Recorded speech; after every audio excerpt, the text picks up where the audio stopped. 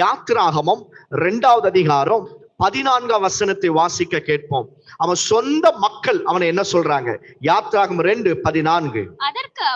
அதற்கு அவன் எங்கள் மேல் உன்னை அதிகாரியாகவோ நியாயாதிபதியாகவோ ஏற்படுத்தினவன் யார்? நீ எகிப்தியனை கொன்று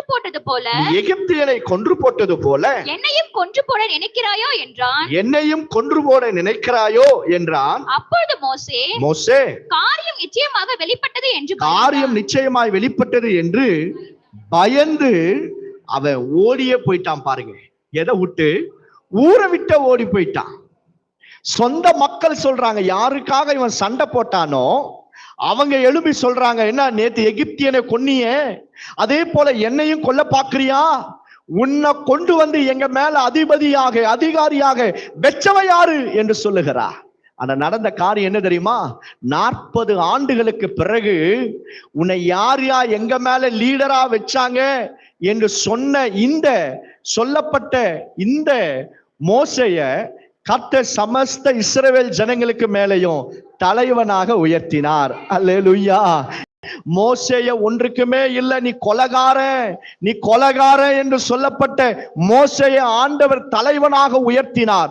அவரை கொண்டு முழு இஸ்ரவேல் ஜனங்களை எகிப்து தேசத்தில் விடுதலையாக்கினார். அவ்வளவு பெரிய லீடராக கர்த்தர் இந்த மோசேயை எழுப்பினார். மோசேயோடு கூட கர்த்தர் பேசினது போல அவரு டீட்டெயிலா கர்த்தர் யாரோடையும் அதிகமாய் பேசினது இல்ல. பாருங்க, அவ்வளவு டீட்டெயிலா பேசுறார். திரைச்சீலை எந்த நீட்டு இருக்கணும், எந்த அகலம் இருக்கணும், என்ன நூல் இருக்கணும், அந்த உடன்படிக்கை பெட்டிக்குள்ள என்ன இருக்கணும், எவ்வளவு அளவு இருக்கணும், இந்த ஆசாரியனை எடுத்துக்கிட்டீங்கன்னா அவன் ட்ரெஸ் எப்படி இருக்கணும், எல்லாமே ரொம்ப டீட்டெயிலாக கர்த்தர் மோசேயோடு பேசினார். நல்லா கவனிக்கணும். உன்னை யார் என் மேல தலைவனாய் வச்சேன்னு சொன்ன அந்த ஜனங்கள் மேல கர்த்தர் இவரை தலைவனாய் உயர்த்திட்டார்.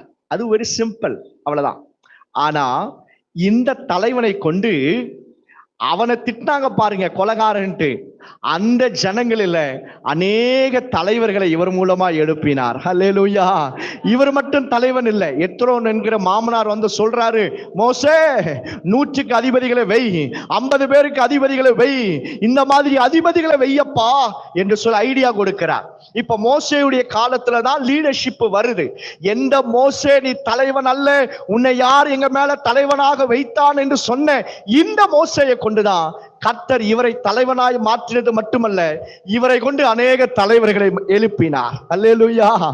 உன்னை நீ எந்த இடத்துல புறக்கணிக்கப்படுகிறாயோ அதே இடத்துல கர்த்தர் உன் தலையை உயர்த்துவது மாத்திரமல்ல, உன் மூலமாக அநேகரை உயர்த்துவார். அல்லேலூயா. நம்ம பாருங்க, எல்கேஜி லெவல் உங்களுக்கு நான் சொல்லித்தரேன். என்ன அப்படின்னா, ஆண்டவரே நான் ஆசீர்வாதமா இருக்கணும், என் கணவர், என் மனைவி, என் பிள்ளைங்க, என் வீடு, என் வாசல், என் சபை, நாங்க ஆசீர்வாதமா இருக்கணும். இது எல்கேஜி லெவல். உங்களுடைய லெவல், உங்களுடைய ஆவிக்குரிய முதிர்ச்சியில நீங்க வளரணும்னா என்னை ஆசீர்வாதமாய் மாற்றும். ஆமென். என்னை ஆசீர்வதிப்பது மட்டுமல்ல, என்னை ஆசீர்வாதமாய் மாற்றும். என்ன ஒரு பிளெஸ்ஸிங்காவே மாத்திடுங்கப்பா. நான் போகிற இடத்துல எல்லாம், நான் நிக்கிற இடத்துல எல்லாம் தேவனுடைய ஆசீர்வாதம் ஜனங்கள் பெற்றுக்கொள்ளணும். என்னை மாத்திரம் தலைவன் அல்ல, என்னை மாத்திரம் உயர்த்துவதல்ல, என்னோடு கூட இருக்கிற எல்லாருடைய தலையையும் நீர் உயர்த்துவீராக. கைய மேல தாமேன்னு சொல்லிடுங்க. ஆமே. நான் மட்டும் சாப்பிட்டு திருப்தி அடைஞ்சு நம்ம மட்டும் நல்லா இருக்கிறது இல்ல, நம்ம மூலமா என்ன செய்யணும்? எல்லாரும் அநேகர் நல்லா இருக்கணும்.